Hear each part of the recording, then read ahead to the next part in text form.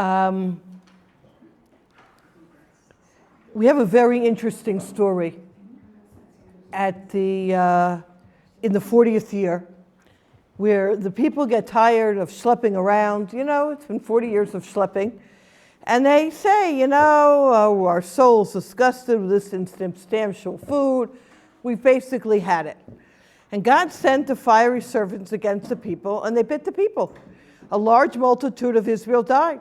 The people came to Moshe and said, "We have sinned, for we have spoken against Hashem and against you. Pray to Hashem that he remove us from the serpent." Moshe prayed for the people. Hashem said to Moshe, "Make for yourself a fiery serpent, a fiery serpent, and place it on a pole, and it will be that anyone who was bitten and look at it and live."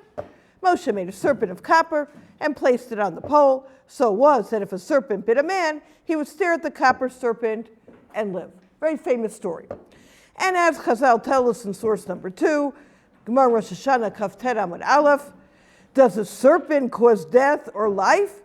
Rather, when they looked upward and subjugated their hearts to their Father in heaven, they were healed. But if not, they died. So obviously there is a lot of questions to ask on these group of psukim. I want to focus in on really one nekuta, and that's a question that Rav Lugassi brings from Sephardi Torah in today, B'Yam Derech. And he says, source 3, V'nei yesh lanu lavin, ma inyan zeh she'aseh l'chasraf v'sim oto al neis, v'ya kol ha'nashuch v'ra oto v'chai, v'chi ha'torah oseket b'skulos? It sounds like some skula, right? There's no tshuva here. There's no tefillah here. All you have to do is what? Look up at the serpent, right? You give $50 a month. You will, those, yeah. You also get those WhatsApps, yeah. So this is what it sounds like. There's a skula going on here that they're forgiven. And you see this in the Gemara itself. They look up and they're mishtabim et libam l'shimayim. They dedicate their hearts to heaven. But we don't see a process of tshuva. We don't see a process of tefillah. And further, if the third paragraph in 3, and if it is kidei lo ram l'shabed et libam, to awaken their hearts, well, should it not just be look up at Shamayim? Why was it necessary to create a what? A serpent to look at, right? Put a Sefer Torah up there. Put a Jewish star up there. Put some Jewish symbol up there. Why is it that it's Dafka, the serpent, that's put on the pole? And we all know that this symbol of the pole with the serpent is the symbol of the medical field today. So the relevancy is important. And obviously our major question, which we always ask, even if I don't ask it, it's in the room, is what is this story, in what way is this story relevant for us, right? How can we grow from it? What can we learn from it? So I want to begin with a few points of introduction before we look at the 3 levels. Introduction number 1 is an interesting piece that the Darash Mordechai has, Rav Druk, where he says this Gemara, in source number, I guess it's 4, even though I can't find it, is this Gemara is found in another place, and that is by the War of Amalek. Remember in the War of Amalek that Moshe Rabbeinu sits on the mountain, and when Moshe Rabbeinu's hands are up, the Jewish people look upward and they are successful. His hands go down, they don't have that reminder to look upward, and they are not successful. Notes Rav Druk in source 5, Shnei mikrim elu, haminuyim b'mishnah, ir'u kasher b'nei Yisrael hayu b'midbar. Both of these incidences happened when the Jewish people were in the desert. Milchemet Amalek hayta b'tchilat 40 shana, v'amaisa shel nachash v'nachoshech ira b'sof 40 shana. These are bookends. The War of Amalek happened even before we got to Torah. That's at the beginning of our journey. This story is happening at the end. And both stories have the same byline, and that is there's nobody to turn to except Whom? The Ribono Shel Olam. And we know if something has that at the beginning and something has that at the end, then the entirety in the middle consists of the same message of Ein Od Milvado. I drew a quote, and I quoted it in English in source number 6, very famous Ramban on this, on our serpents. He says, "It seems to me that the secret of this matter is that it is one of the methods of the Torah to recount miracles within miracles. Damage being repaired by the agent of the damage, disease being healed by the curse of the sickness." And he notes that it's a well-known phenomena that if a person is bitten by any animal, the worst thing you can do is show them that animal. It's very fascinating, right? A dog bite or a snake bite, do not show them that animal. And here, what are we doing? We're dafka putting that animal to look at. So it's a nes mitoch nes, looking at the animal itself, that's not a live snake, right? It's a copper snake, or looking at it itself was healing as a miracle, and to look at the very item which should cause the opposite result is a miracle within miracle, just to show, flipping the page, Lodia ki Hashem meimi semachaye. The only one that brings life or death is the Ribono Shel Olam. That's idea 1. Idea number 2. Rav writes in Surim. Ra'ui in the arrow lachzor v'lahadgish shedargas b'nei dor hamidbar gvoha v'niskava me'ever l'chol ma'shanim sugalim l'sha'er. And we've mentioned this, and I'd like to mention this every so often. We are very, very tough on this generation. Oh my gosh, all they are a bunch of complainers. I mean, please. Know that they are the Dor Dea. They are the generation of knowledge. They are a generation that ate the man. They are the generation that were in the cocoon of the Ribono Shel Olam for 40 years. They are very great people. And when they deviate even slightly, their sin is far greater, and therefore their accountability is far greater. So we just have to keep that in the back of their minds, lest we look at Chumash as just one bunch of nunniks.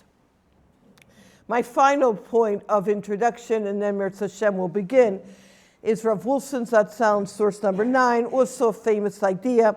There was once a snake that was harming the population in a certain place, the Gemara tells us. And Rabbi Chanina Mendoza put his foot at the hole of this snake, and what happened to the snake? It did not survive the encounter. And the Gemara learns from here, it's not the snake that kills, but sin that kills. And again, it's this concept that we have to understand that, and we'll talk about this today, that everything in our lives is coming from a much greater reality. And I chose this particular shir. We've missed out on being together during this very interesting, intense tkufa, even though I don't think by any stretch of the imagination this is behind us. But we're not dealing with politics, that we stay away from them. What we have to deal with is how we can grow from every situation and the message from the situation. And that's what we're going to talk about today. Now, let us begin. What is the significance of the serpent on the pole? Is it a skula? What's this all about? And its relevancy for our lives. Ready? Let's get moving. And why do doctors use it as a symbol? Yes, ma'am. Our doctor here. The idea is that the snake sheds its skin and emerges reborn, and so it's a symbol of rebirth and healing. Wow. And that's why it's a snake. Okay. So on a medical level, a scientific level, let me say it better. On a scientific level, the snake sheds its skin, and it's a sign of rebirth, regeneration, and healing. Can I just add one more thing? The other interesting thing you said is about the linkage between illness and health, or illness and recovery. And if we look at the creation of some vaccines, Yes. they're what we call live attenuated. That's actual smallpox. Right. has been made weaker. Good. So it's also linked. All linked together, and we're going to talk about that today, Mir Tashem. We're very good.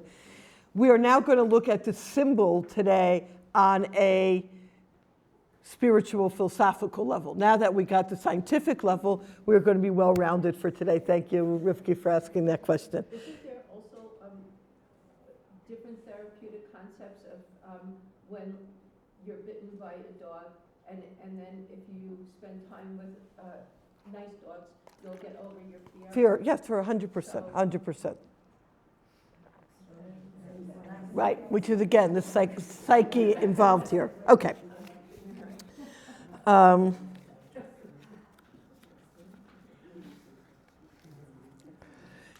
just share with you before, because we haven't yet begun, a humorous story.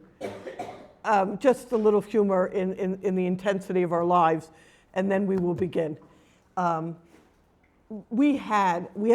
I've mentioned, we have a book gemach in our machzan. And one time I was down there with the kids. Sometimes I do my rotation as librarian in my spare time. And I saw a snake down there. And at that time, this is going back many years ago, we had a family that reminded me of Dennis the Menace. Do I need to describe that to you? And I really believe that this was his pet snake that got out on the loose, because he was Dennis the Menace. So it didn't really bother me. And then I said to myself, you know what? There are kids down here.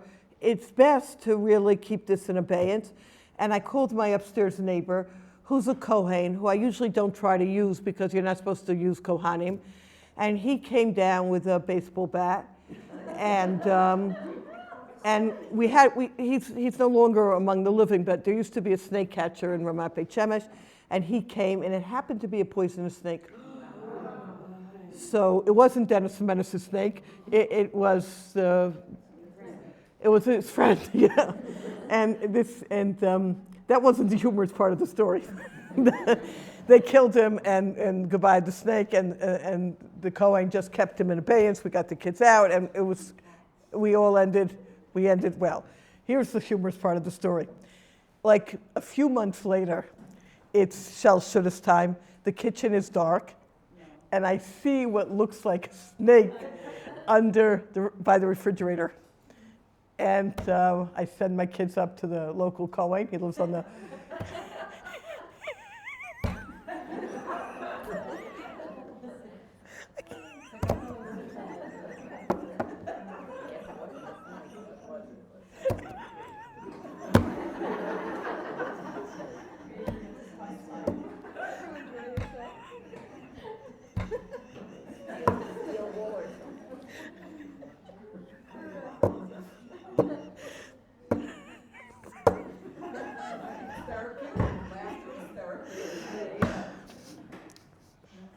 It was a cucumber peel.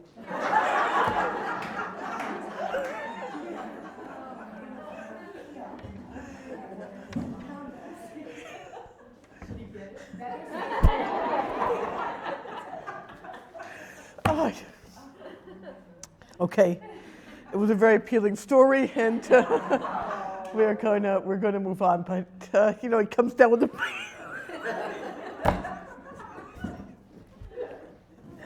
All right. We edit this, don't we? No, not edited up. Source number 9, let's start. Now that we're not being edited here. Okay. Level 1. Says the Imre Emes, second paragraph. Thank you. I don't need anything. I'm fine. That might not be great. Kedei lirapeh hayu Yisrael zkukim lo rak labi klapei mala, ela gam lachtor l'sharshei chatam, kedei l'taknam miyasodam. Says the Imre Emes, the Ger Rebbe. You have to what? You have to get to the shoresh. You need to do tshuva at the source. And therefore, they had to look up at the snake in order for them to realize what their sin was.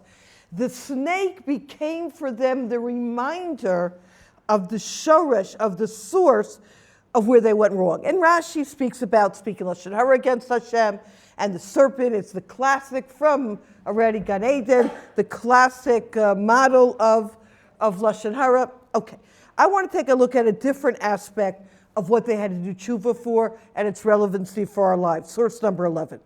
V'yesh lomar nesiv shalom slama Rabbi Zatzal. Ha'inyan shegolda pagam hayama shelo kiblu et ritzon Hashem v'anagat haborei. What's the real sin here? What do they have to do tshuva for that the snake is going to remind them?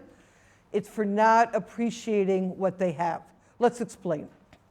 Every other time that the Jewish people complain they don't have food, that Moshe Rabbeinu turns to Hashem, and Hashem gives them. He gives them the well. He tells them to strike the rock. He gives them the slav.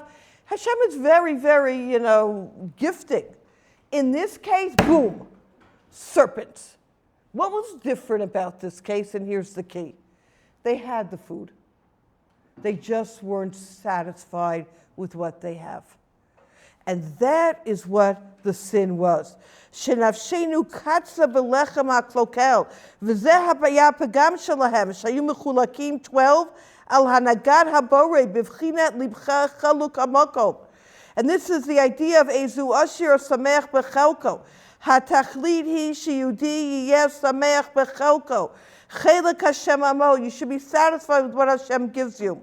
Sheyeh merutze v'samech b'anagat haborei ech sheminahegimo. How Hashem deals with you. That is going to be a happy person, a satisfied person. U'mi'idach, on the other hand, hacheda garua beyoter, hi libcha chaluk alamakom. One of the biggest sins is not being satisfied.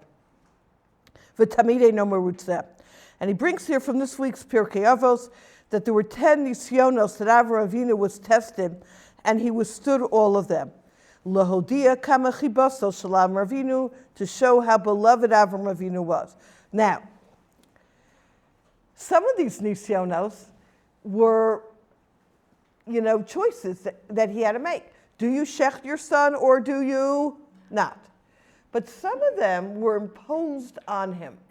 His wife being taken. So that was out of his hands. So in what way was that a nisayon? And the answer is the nisayon, the challenge is, how do you deal with it? Yeah. How do you respond to it? And that is showing you the chiba, the belovedness of Avraham Avinu, that he was able to take every situation and realize that this is what's best for me. And that explains Rashi, which is a very difficult Rashi, of Shnei Chayei Sarah, Kulam Shavim Latova. All of them were equal for the good. Please. You want to tell me she was taken to Paro's house and not having children for 90 years and having Ishmael and Hagar. The list goes on. Kulam Shavim Latova, they were all for the good. Well, then we have different definitions of good. And the answer is, she recognized that all of this is good because it's coming from a benevolent God.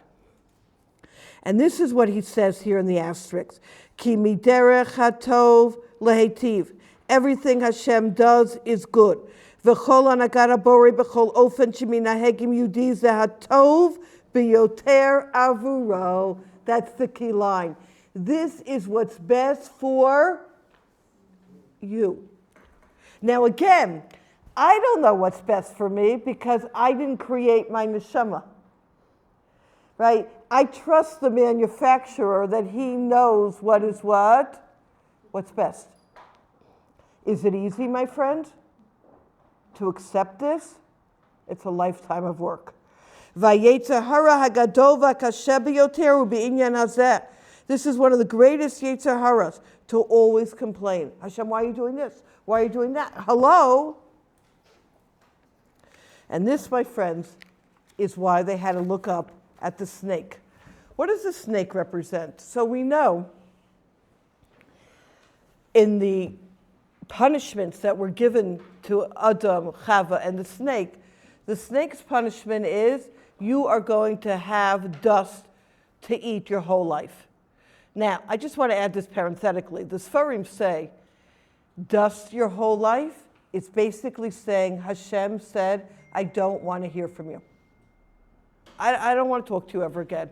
I've had it with you. You have everything you need. Don't bother even coming to me. I'll add here parenthetically. I know I'm in parentheses and parentheses. I'm well aware where I am on some level. Back to that cucumber peel where we're not sure where I am. Gosh. I once heard Rabbi Orlovsky give a gewaltig wort. He said, the Nachash Hashem says, I never want to hear from you again. Adam, you're going to have to work hard, but I'm going to give you time, and you have to talk to me and daven for Parnasa, but I'm giving you time off. I'm giving you Shabbos, I'm giving you Shemitah, I'm giving you Yontif. Women, you have no vacation. Pregnancy, childbirth, and raising children. You could have a 60-year-old child and you're still what? Worried about them. There's no vacation time. Do you know why? Because women, I want to hear from you all the time. And that's the blessing. That Hashem, Shasani Kirtsono. I got it in. That Hashem wants to hear.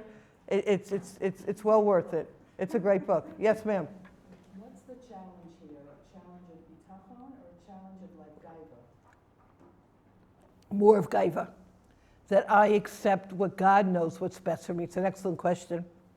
It's both. It's also bitachon, but a lot of it is gaiva. That I know intellectually what God does is good, but I think I know better. Hashem, I could write the script. And you know what? If you just give me the pen, I'm going to do such a much better job. And the ability to be able to accept and hold. Good. Now, my friends, here goes. The serpent is an animal that has everything it needs. Now I'm back to the program. And yet, it bites people. Every other animal that bites, I understand. Why does a lion pounce? It's hungry. Why does a bear pounce? It's hungry. Why does a snake give off its venom? It gains nothing from it because it's just not happy camper. Look up at the snake, and that will remind you of what your sin is. Says in the Siva Shalom, the people may have said to themselves, why are you punishing us? What did we do wrong? All we're doing is complaining. It's okay to complain. Look up at the snake and realize that what? It's not so okay to complain. The snake is that symbol of having everything and still sending out its venom and not being satisfied. The arrow in 17 and 14, let's see this inside. It's above 15. Make this nachash. People look at it. Because people may not realize their sin. It's a big deal if I'm not satisfied. That I look at the nachash nechoshe, and the language is shiyabit, not shiyireh, that they'll see. Habata is a deeper looking, like really think about it. She is bonen v'yakir egoda chumrat achet. B'zeh sheino merutzeh b'anagat haborei shu kedugmas hanachash, similar to the nachash, not being satisfied with what you have. And this, he says in 15, is despite the Torah Chaderech. I know, it's schleppy. I know you're not happy. I know we've been going for 40 years. That's not an excuse. The Berach Chaim just came out, Rav Biederman, right? Just came out, this Sir Omer, with a gewaltig sefer on Pirkei Avos. Classic Rav Biederman. It's absolutely stupendous. And there on the Mishnah, Ezu Asher Sameach Bechelko, he brings Rashi, source 16, Bechelko, Bechelik Shekut Shabrichu Mazmin, the portion Hashem gives you, prepares for you, Ben Tov, Ben Ra, whether it's good or bad, Ben Ra, Ben Ma'at, a lot or a little, Hakol Notel B'ayin Yafeh, accept everything with grace, with a good eye. And he brings from the Sefer Kadmon that the word Ezu Asher Sameh Bechelko, the Chelko stands for Cham, hot, Lach, moist, Kar, cold, V'yavesh, dry, which means in any climate. In any climate, it's not just the physical climates, it's the It's life. Now, that doesn't mean you can't daven. You should daven. And at the same time, be able to what? Accept. The dialectic. Accepting and davening at the same time. My friends, this is idea number uno for today. Why was the Nachash put on the pole? It wasn't a skula. It was an awakening for them to do tshuva, lest they not be aware of what exactly their sin was. The snake came to remind them of their sin, of not being satisfied. And the obvious message for us is none of our lives are perfect, but they're perfect for what we need to be, where we need to be at this very moment to accept. And that goes back to what was mentioned. There has to be a certain humility here of the Rebbeinu Shalom knows best for me. Okay, so far so good. The second idea is really when I prepared the topic, we were still in the midst of a war. This is what happens in this country. Like, it's dangerous to write for Torah tidbits. You know, people, when they open Torah tidbits, think, I'm going to find something contemporary of what's going on now. They don't realize that we have to put in the article already 2 weeks before, so that I'm never contemporary and I can't write for what's going on because I'm not a Navi. That's a sidebar comment. But I had this in mind in terms of the war, and it's relevant for life. And we're going to go on a little journey here. It's a very important journey through our relationship with the Rebbeinu Shalom and Emunah and Bitachon. And I want to do, it's a much larger essay, but I want to do a large chunk of Biyam Derech Rav Lugassi. And again, it's so pertinent for what we're living through in Eretz Yisrael now. Source 17, let's learn together. He quotes the idea of the Chazon Ish in his Sefer Emunah and Bitachon. We throw around the terms almost, you should have Emunah and Bitachon. But we don't make that distinction of what's the difference between Emunah and Bitachon. So he says Emunah is the halacha, and Bitachon is halacha l'maaseh, which means, like, I can know Hilchos Shabbos, that's Emunah, but actually putting them into practice is what? Bitachon. So Emunah is like the theoretical understanding of the Rebbeinu Shalom's place in our lives, and Bitachon is the practical manifestation of it. That's idea number one. Second idea, he says, the next paragraph in 17 in the bracket, the Sabbath Kelm. The point of tefillah is to strengthen our Emunah and Bitachon in the understanding of Ein Od Milvado. Lefi she'olam shelanu hi ha'oyev hagadol biyoter sheyesh al hamunah. Our greatest enemy is this world. Olamenu sovev siba, saviv siba u'mesovav. We live in a world. Of course we know Hashem exists, obviously. We learned this as kids. Hashem is here, Hashem is there, right? We know this. But we really believe in cause and effect, which means that if I work, I will make money. If I don't work, I will have no money. If I go to a doctor, I will be healed. If I don't, I won't. Now, obviously, you need to go to work and you need to go to a doctor. Don't get me wrong. But it's not the work that's bringing you the money, and it's not necessarily the doctor that's bringing you the healing. Right? We know this. People can go to 3 different doctors. Who is the malach? Which doctor has the malach that's going to what? Help me. Doctor, do you want to add? Yeah, so I think it sort of ties into one of the explanations of the phrase of Shivarov and Lekanah, that You said it, not me. I did say it. Okay, good. I mean, we kind of joke about it, that it means if you're a good doctor, your life is hell. But I think beyond that, what it's actually saying is that you have a tendency to think, I went to school for so many years, I did so much training, and I have so much power in my hands, and you forget that there's another level of healing Beautiful. above. Beautiful. I love what you're saying. That a doctor can feel like, you know what, I'm the one who's doing this, and forget that there's Rebbeinu Shalom. And you know what? I tend to send to therapists those who say Kapitel Tehillim before they work with a patient. Because you have to realize that what? Doctor's supposed to say it. Yes, the doctor's supposed to say a tefillah. But But that's the most beautiful thing I saw here was the first time I took my kids for shots in Milchedet, the nurse said a little puzzle. Wow. That this shot should be like for, the Hashem's healing and whatever. It was the best. shot in the arm. The best New Ola experience that I could have possibly experienced. Wow, It was amazing. wow, beautiful. Thank you for sharing. That's it. We have to be careful. We have to be careful because we can really believe that we're in control and we forget of Einod Movado. And in fact, he quotes here of Chasko Levenstein at the end of 17 in the asterisk that a person can live 70, 80 years mibli lahakir v'ladat et Hashem, without really knowing Hashem. Of course I know Hashem, but I'm talking about what? Really relying and having that intimate knowledge of Hashem.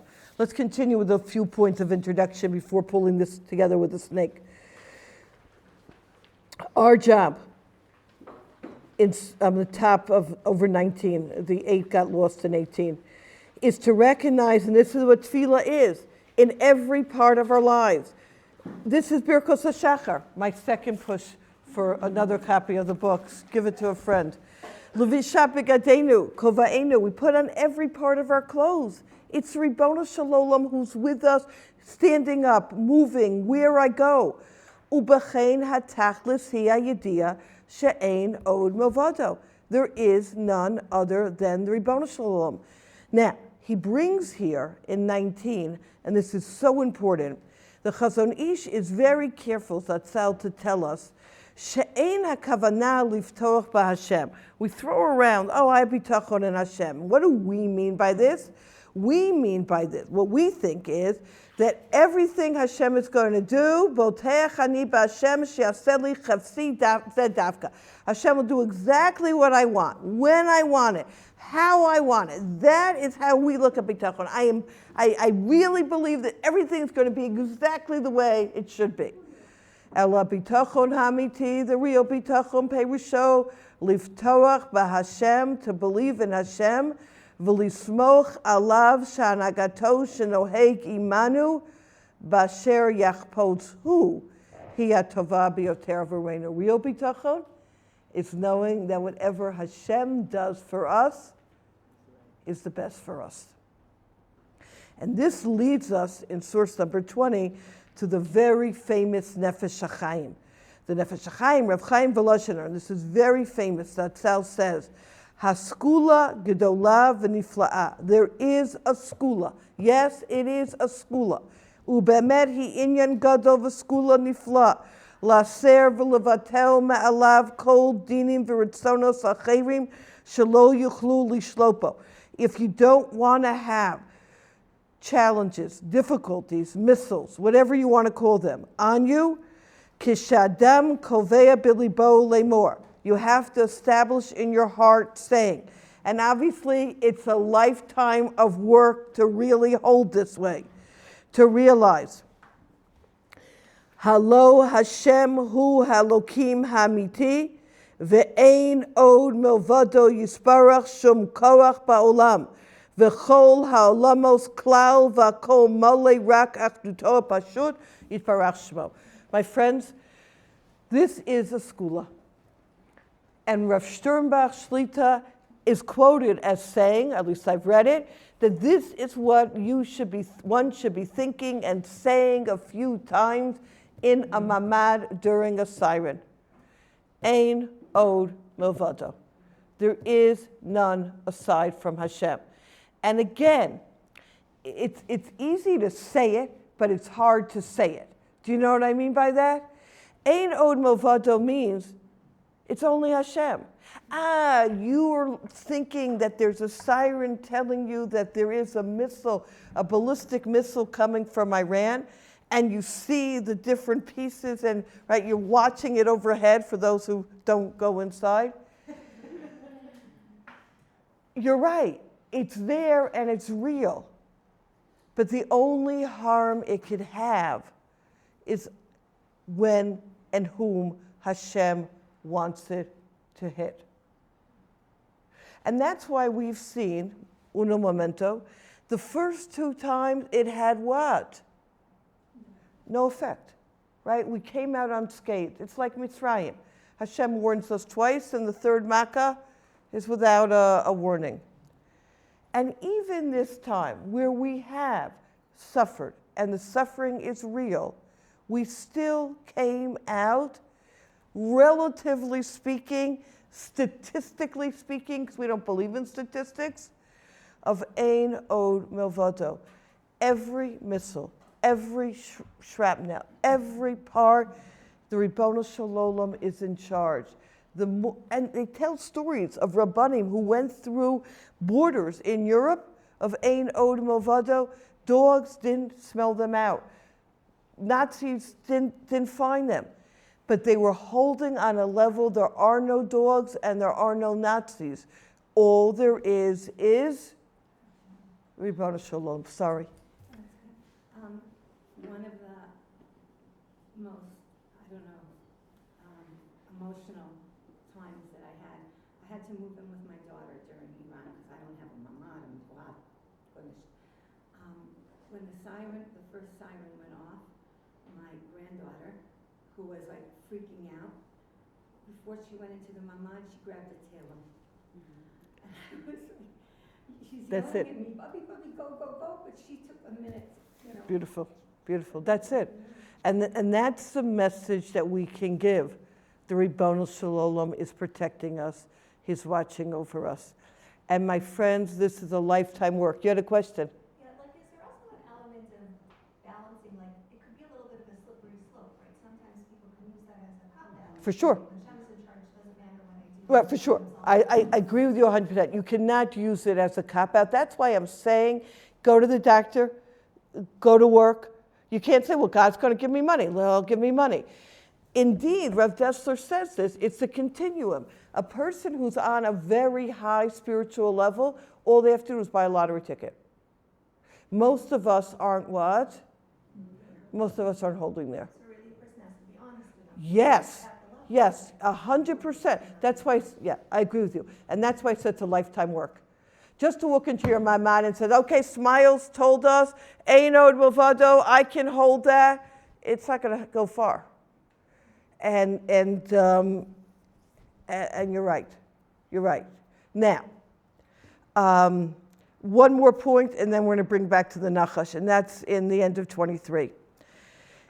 There are certain times in life where we need this skula, and it's a skula of holding on to Ein Od Milvado, and that is when you don't have time to daven and to do tshuva at that moment. It's at that crisis moment, Ein Od Milvado, then later the tshuva and the tefillah come in. The example he gives is Kriyas Yamsuf. The Egyptians are hot on their tail. The sea is in front of them. The midbar is around both sides. And they're calling out to Hashem. Hashem says, not now to call out to me. Move forward. You have to realize that I'm in control and you have to relinquish that feeling to me right now. As the Baal Shem Tov says, Shima Adam at the end of 23, Chas v'chalila be'etzet tzara shel tova chas v'shalom. As a skula shelo yitpalel klum al tzara tov be'et hahi, rak yechazak levavo l'Hashem ma'od b'bitochum be'elokav. V'az yishal, then you have to daven. We're not saying don't daven and don't do tshuva. We're talking about at that what? Let's go back to the dogs crossing the border. At that moment when you hear those dogs, it's not a time to daven and it's not a time to do tshuva. At that moment you only have one recourse. I need to recognize Ein Od Milvado. At that moment I have to tap into that zone, and then once the danger has passed, then there's a tefillah, then there's you have a question? Go ahead. I'm finished. I have to say my own experience just now. Go ahead. I was abroad, we were abroad, and all we were worried about, we were safe, or in England, we got to England, we were safe, and everything. But all I was worried about was what was going on here, and that's my tefillah with it. But when we got on the plane, we saw OUisrael Gadol Gadol. The pilot, who I'm sure probably wasn't that team, none of the staff were, but the whole atmosphere was, the first thing he said was Shechianu, out loud for everybody. Wow. I mean, he started by saying Shechianu, and this is exactly what you say. The time everybody went through whatever they went through, and nobody thought about, I mean, we did think about tefillah, but the force of the tefillah and what it did for us was in the Shechianu that he made for everybody, and everybody, there were really not a lot of datim on the plane. Wow. As it happens. And it was very emotional. Such an emotional moment. And this is the core of what a Jew is about. For a pilot to say Shechianu and coming back, it is what we're talking about. That when push comes to shove, all we have is the Ribono Shel Olam. Yeah. How does Ein Od Milvado not a tefillah? It is a tefillah, but it's more a message for self. It's more, I hear it. I hear. You had a question? I'm not disagreeing with you. I hear. Yeah. Question, but since you brought the issue of the war, I would take it to the next level, which I know a lot of people are going to jump on. But if, like us, you live in a building, doesn't have midnight, doesn't have midnight, we ain't running our age bracket. We have bitachon. If a guy wants to find me here, he'll find me here. Right. So again, yeah. The question is, if I don't have a miklat and I don't have a mamad, and I'm moving on in life, and I can't keep running to 42 steps down to wherever, is it enough just to have this idea of God knows where to find me, and I'm going to be safe wherever I am, and Ein Od Milvado? And again, you know what? I can't respond to that question.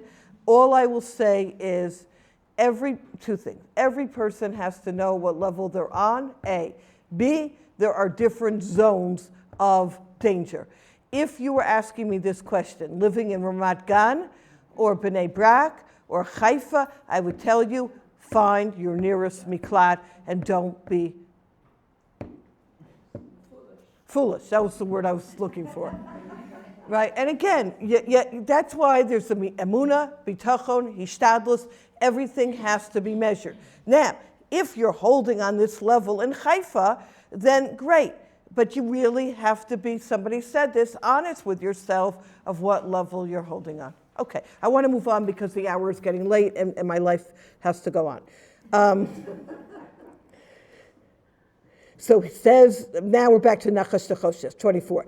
Be'emet zu skula, labid el Nachash Nechoshes. Our original question, is it a skula? Just look at the Nachash Nechoshes, and the answer is yes. Vayakol nashuch v'ra'al tov v'chai. Kan nitkaven abore lomar lemoshe ased lechasraf v'simo to nes.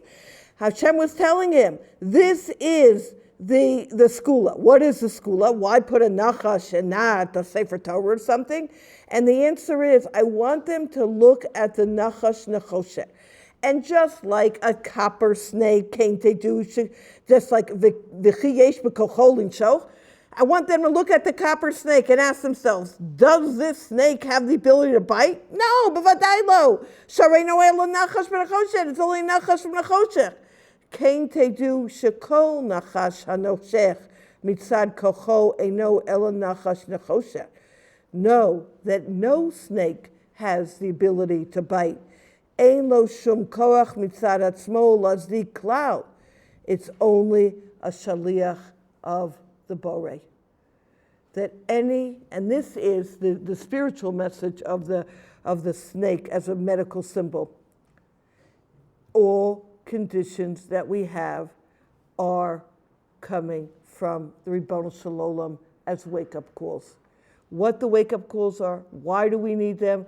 But we have to recognize, yes, I am telling you emphatically, go to doctors.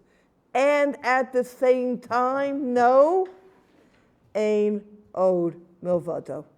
that the doctor to go to, and do not forget this doctor. So it's like when you walk into a medical facility and you see that, you say, yes, this is ishtadlus I have to do, and at the same time, I have to realize that just like a nachash nechoshet cannot harm, the only place where anything is coming from is the Ribono Shel Olam, and the only real healing that can come is also from the Ribono Shel Olam. That's the idea of Ein Od Milvado. He goes even further in 25 and comments on our bookmark and say that even, not just the snake, which is natural, even in the war with Amalek, of holding up the hand, even when people are fighting us, so you would think that people fighting us is there's another being in control. Like, I understand, God, you're in control of the snake. The snake won't bite. But let's say a person is fighting us. Let's say Iran is throwing the missiles. Do you there also have control? And the answer is emphatically, yes. It's all in the Ribono Shel Olam's hands. Our job,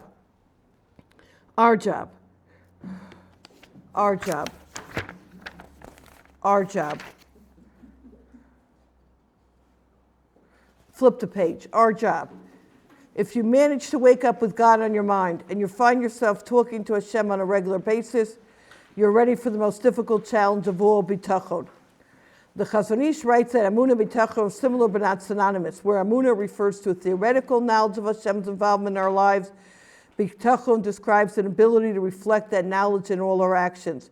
A person can talk about Amunah all day and night. Here's the key line.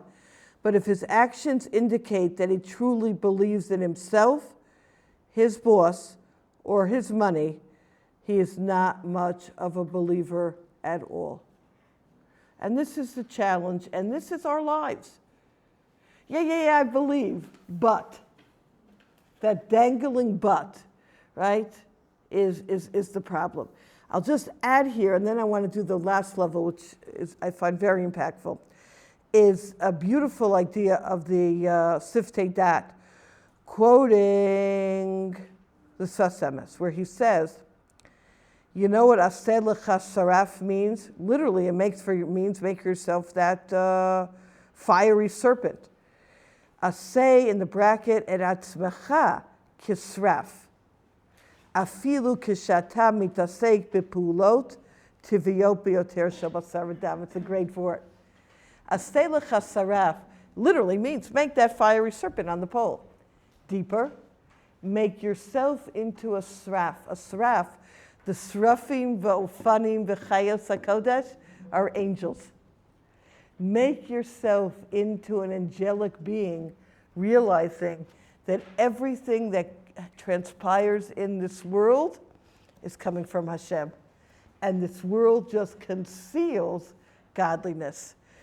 Go up on that pole, be able to see a perspective that the Ribono Shel Olam is running the world. You need to become that angelic being. Okay, my friends, so we've seen two ideas, and now we're to the punchline for today. Idea number one is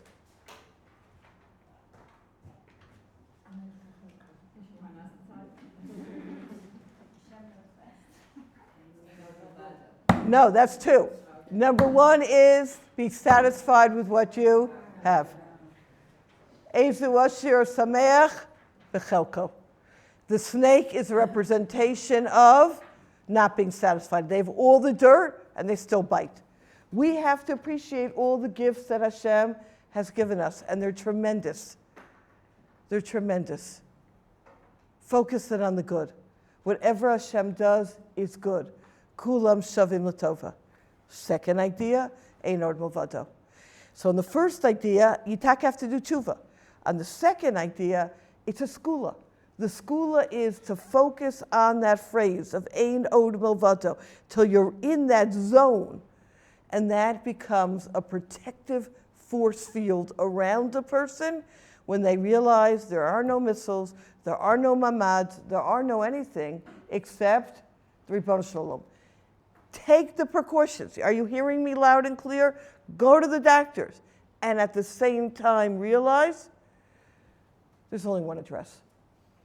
Just like the snake can't affect you, so too nothing can affect you. Even the snake down here, it's the Ribono Shalom. Go ahead. Oh, sorry, just going back to the idea of, I was thinking, like, at the root of not being satisfied, I really believe is like a person naturally, we look for connection and meaning. So the idea of not being satisfied, maybe that could actually bring you closer And connect you. Yeah, connect you. Beautiful, So I'm beautiful. just wondering if, I agree. I like it a lot. where you balance the not being satisfied, but having that human side of us is always trying to search for something more and trying to Yeah. So I hear what you're saying.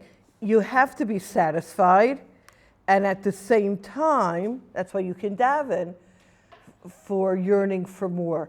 Your question is a good question.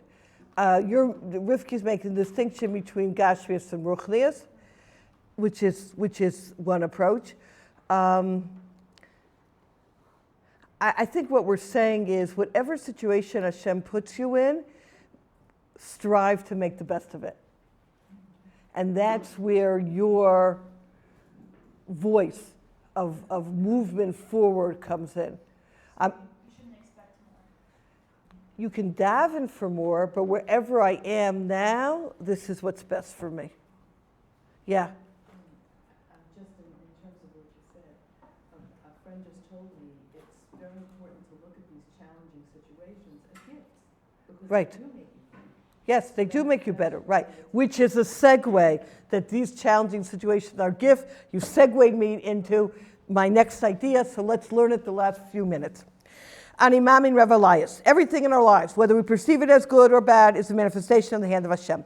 Rather than merely focusing on Hashem's, looking for our hopes on HaKadosh Baruch Hu's salvation, the end of the tale, we need to see his handwriting every single page of the story. Every twist and turn is Hashem's yet again. Because there's no other power in the universe. Every detail must necessarily be set into motion by him alone. Don't just grow from happily ever endings. Don't limit your connection to Hashem to seeking the cure. The difficulty itself is his doing as well. He's reaching out to you. It's your job to figure out how to interpret that message, how to respond to it. Grow from the challenge. He's talking to you. And I want to share an idea from Rabbi Y.Y. Jacobson. You're familiar with Rabbi Y.Y. Jacobson? He's a Lubavitcher, very, very... So every teacher and speaker has their theme song, right? Rabbi Tursky is self-esteem. Everyone has their theme song. I have mine. You perhaps know what they are. His is abuse, dealing with emotional challenges, so listen to this closely. 33. The snake in the biblical stories, all biblical stories capturing the timeless journeys of the human psyche, is also a metaphor for all of the snakes in our lives. Have you ever been bitten by a venomous snake, poisoned by harmful people, burnt by life or by abusive situation? Have you ever been crushed by a clueless principal, a manipulative boss, a deceiving partner, a toxic relationship? What's the deeper meaning of suffering? He says these are good questions, and this story gives us some insight.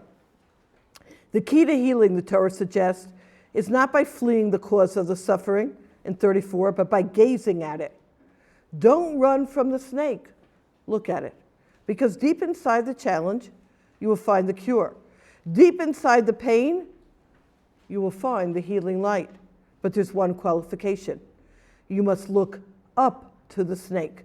You must peer into the reality of the snake above on the top of the elevated pole, not in the serpent crawling below. And he quotes here a gewaldic idea. If you walk away with nothing, listen to this. The philosopher Ludwig Wittgenstein once said, as a philosopher, his aim was, the asterisk, to show the fly the way out of the fly bottle. Is that not great? You ever watch a fly? Bam, bam. But they don't think about going up. The fly keeps banging its head against the glass in a vain attempt to get out. The more it tries, the more it fails until it drops from exhaustion. The one thing it forgets to do is look at the sky. Every experience in life can be seen from two dimensions, from a concrete earthly perspective or from a higher, more sublime vantage point, appreciating its true nature and meaning from the divine perspective. There's the snake down here, And there's the very same snake up there. I can experience my challenges, struggles, and difficulties in the way they're manifested down here. But I can also look at these very same struggles from a more elevated point of view. The circumstances may not change, but their meaning and significance will. From the downer perspective, these challenges, curveballs, and realizations could throw me into despair. From the higher perspective, the way God sees these very same realities, every challenge contains the seeds for rebirth. Within every crisis lies the possibility of a new and deeper discovery. And we know this from those very painful moments and challenges in our lives usually comes the greatest growth, the greatest movement forward. This is not about suppressing the pain, 37. On the contrary, it's about taking the pain back to its deepest origin, to its pristine source. To perceive clarity from the midst of agonizing turmoil, we must train ourselves to constantly look upward. When faced with a snake, with a challenge, right, we have that fight, flight, or freeze. That's looking to the sides. Look upwards. See the snake from the perspective above. Why is Hashem giving this to me? Right? We don't ask lama, why, but lema, for what purpose is he giving this to me? That's what I meant. And that upward gaze, you might find a new sense of healing. The questions might become the very answers. The problems may become the solutions, and the venom may become the cure, as was mentioned. Snake bites today are cured with an anti-venom manufactured from small quantities of snake venom itself. The source of the affliction itself becomes the remedy. Transgression's potential for new self-discovery. Failure's potential for deeper success. Holes in a marriage are the seeds of renovation to recreate a far deeper relationship. The end of an era is always the beginning of a new one. Pain is a springboard for deeper love. Frustration is the mother of a new awareness. Yes, ma'am? All of this, I think, only happens if you take the time to validate the pain. Yes, I agree with you. I'm going to repeat that again. You have to validate the pain. You have to come to terms with it, which is really, you call it validating. I would say it's holding it. It's really, what word am I looking for? Acknowledging it. This is real. This is painful. This is difficult. This is a challenge. This is a nisayon. And I look at it here and I just scream. And then I stop. I look up at the pole. The very same snake, the very same affliction. Back to that Ramban we began with. The snake itself. That which bit you is what you look at. Look at that very same problem, but now look at it above. Asela chasraf. Look at it from a higher perspective and say, this is not by accident. There's growth. There's movement forward. There's depth. And this explains, that's our final idea in 38. When Yaakov Avinu, we spoke about this year, fought with the angel, which represents the Sarah Shalesa. When he finally is finished with this battle, he said, I'm not letting you go until you bless me. And that's what we have to understand. From every struggle, from every challenge, blessing ensues. And we have to believe that this is for a blessing, because indeed, all that Hashem does is for the good.